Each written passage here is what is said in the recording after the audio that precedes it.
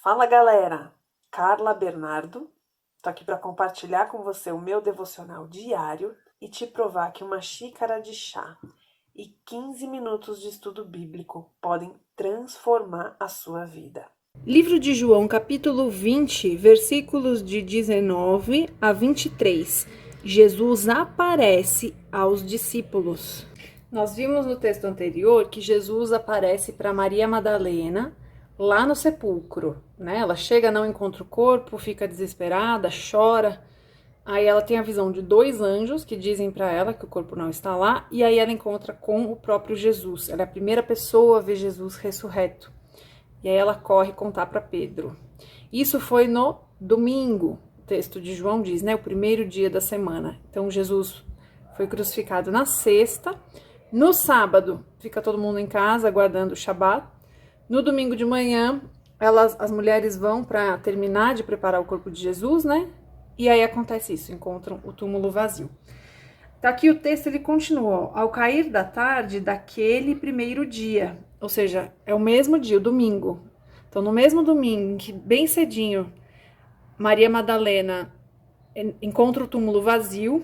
No fim do dia, quando o sol está se pondo, né, o cair da tarde, acontece isso daqui. Então, horas depois. Ao cair da tarde daquele primeiro dia da semana, estando os discípulos reunidos a portas trancadas. É interessante que João ele dá pra gente informações importantes. Reunidos a portas trancadas, por quê? Ele mesmo diz, ó, por medo dos judeus.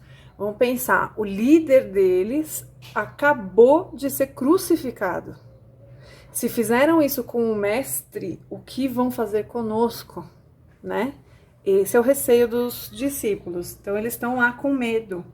Jesus entrou, pôs-se no meio deles e disse: paz seja com vocês. Isso aqui me chama atenção, eu gosto, porque Jesus sempre sabe exatamente o que a gente precisa. O que esses discípulos mais precisavam nesse momento? Paz.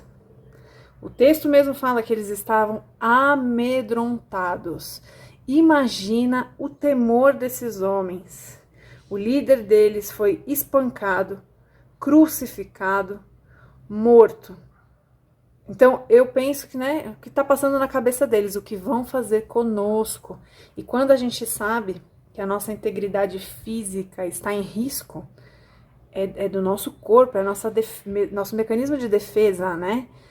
Você sobe adrenalina e você fica em estado de alerta. Então, todos estavam assim. Isso acontece com a gente. Mas, quem tem vida com Deus sabe que quando Jesus chega no lugar e declara paz, imagina você ouvir a voz do próprio Jesus dizendo: recebam a paz. Eu imagino que ali imediatamente o ambiente mudou, o medo acabou. Eles nem lembraram mais que tinha inimigo do lado de fora. Quando Jesus chega, ele transforma o ambiente. Prosseguindo aqui no versículo 20. Tendo dito isso, mostrou-lhes as mãos e o lado. A mão que foi crucificada, né? Ó, vamos entender uma coisa. Esse corpo que Jesus aparece, né? Jesus ressurreto, é o corpo que ele tinha mesmo. É por isso que o corpo não está no sepulcro. Essa visão que eles têm de Jesus não é uma visão espiritual, tá? Não é um holograma. Ele está em carne, é o corpo que ele tinha. Só que foi restaurado. Por isso ele tem cicatrizes. Por isso ele tem a marca dos pregos e do lado, né, que é onde ele foi furado pela espada do romano, né, que quando sai água e sangue, é aqui perto da costela. Então, essas marcas estão nesse corpo porque ele foi regenerado, né, das feridas, das chagas, mas é o mesmo corpo, por isso que ele sumiu lá do sepulcro. Foi regenerado e ressurreto, tá? Então ele mostrou as marcas para os discípulos saberem que era ele mesmo. Os discípulos alegraram-se quando viram o Senhor. Novamente Jesus disse: paz seja com vocês, ou seja, os que ainda não compreenderam, vou declarar de novo: paz seja com vocês. Assim como o Pai me enviou, eu os envio. Isso vale para todos nós. E olha só, o Pai enviou Jesus para a cruz. Jesus nos envia para que a gente esteja disposto a morrer na cruz também. Hoje em dia tem uma modinha aí, um pessoal que quer seguir vida missionária achando que vai ser rico, quer ser pastor, achando que vai ficar famoso. Não é isso aqui que Jesus promete não, tá? O que Deus fez para Jesus, ou seja, vai lá e dá sua vida por eles, Jesus agora nos envia para fazer o mesmo. É uma vida de entrega, de renúncia. Talvez, para alguns, Deus tem fama e dinheiro. Para alguns. Mas esse não pode ser o seu propósito, a sua motivação. 22. E com isso, soprou sobre eles e disse: recebam o Espírito Santo. Aqui eu fiquei meio confusa, confesso, porque a gente sabe que o Espírito Santo desce em Pentecostes, né? Lá na festa de Pentecostes, o Espírito Santo recebe. Aí quando eu li aqui, eu fiquei meio encafifada, mas eu achei outro texto que explica isso aqui melhor. Eu vou chegar lá. Vamos terminar esse e a gente vai para lá. 23. Se perdoarem os pecados de alguém, estarão perdoados. Se não perdoarem, não estarão perdoados. Ou seja, qual é a primeira ordenança que Jesus dá quando ele aparece ressurreto para os discípulos? Que a gente perdoe uns aos outros. Qual é a coisa mais difícil da gente fazer? Perdoar, né?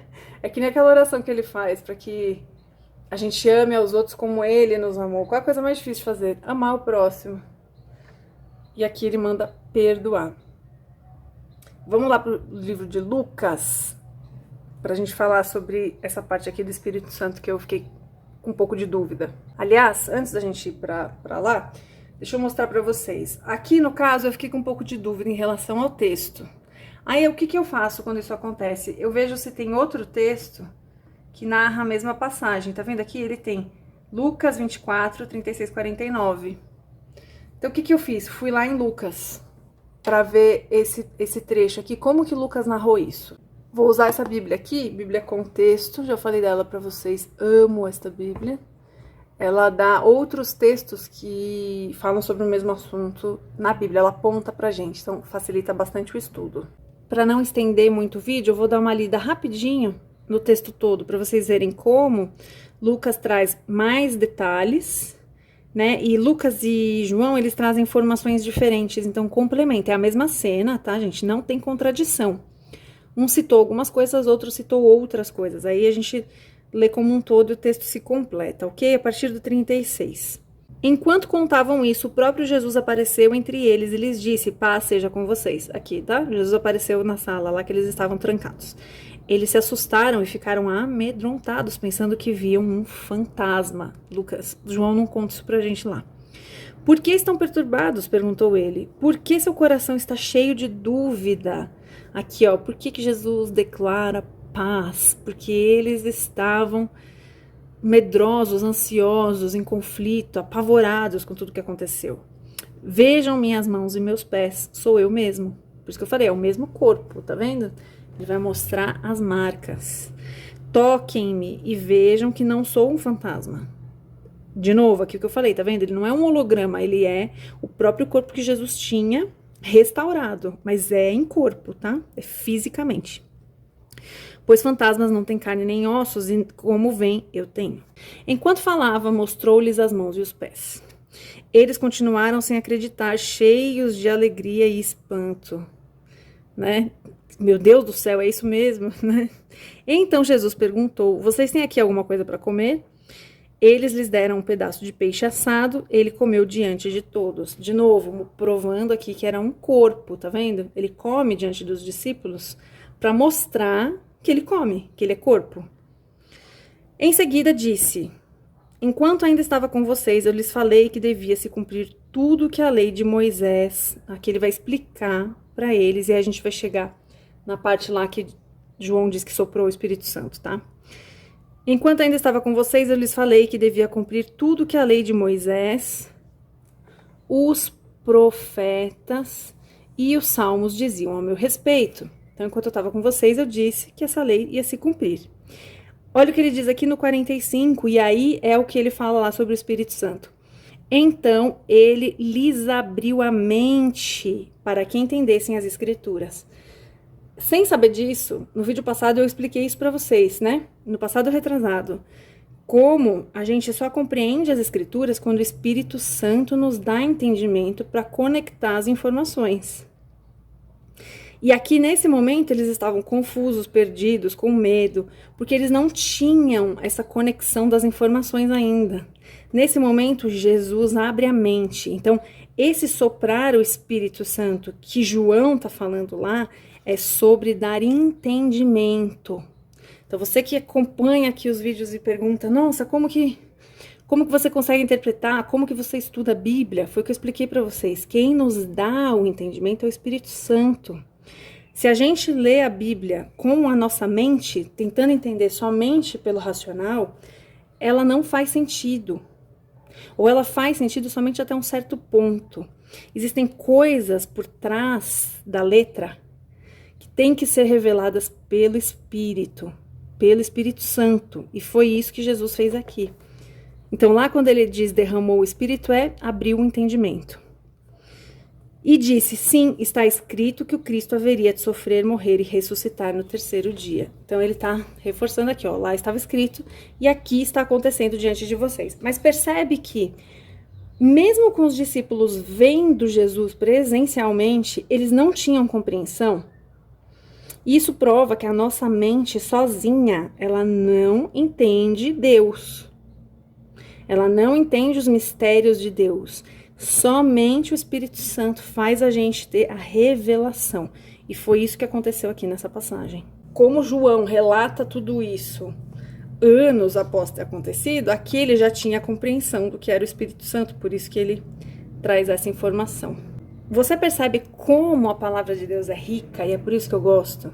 Olha isso aqui, a gente está vendo do versículo 19 ao 23. São 4 versículos. Olha a quantidade de coisa que tem pra gente aprender aqui, fora o que eu ainda não sei. Porque Deus é muito maior do que o nosso entendimento, não é? A gente lê aqui e acha que entendeu. Daqui a um tempo você vai ler de novo, Deus te revela mais coisa. A palavra do Senhor é infinita. Então, não se apegue, eu não gosto muito, muitas igrejas incentivam isso, de ler a Bíblia inteira em um ano. Eu não gosto disso, porque eu acho que ler por ler não faz sentido. Percebe como em 4 versículos tem coisa pra gente estudar aqui durante 3 dias, 4 dias, uma semana? Então não leia a Bíblia nesse desespero de ter que ler tudo. É mais importante você ler e compreender do que ler tudo de uma vez e não absorver nada, nada entrar na sua cabeça. O importante é que você tenha a rotina de leitura, tem que ser todo dia. Tem que ser todo dia. Mas pode ser assim, 4 versículos, 3 versículos, desde que você se empenhe, se esforce e entender o que você está lendo. Amém? Eu espero ter ajudado, espero que vocês sejam incentivados a ler a palavra do Senhor, que é linda, maravilhosa, infinita e apaixonante. Que Deus te abençoe.